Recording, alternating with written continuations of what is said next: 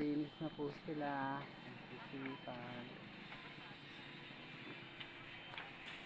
Hello po.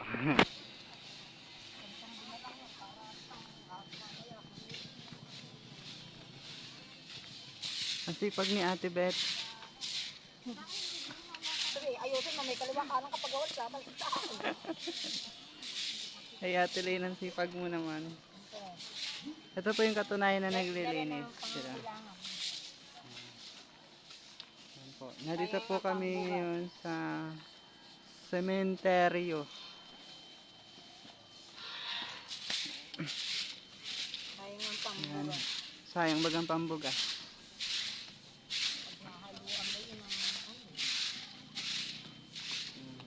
ano na. Maganda na.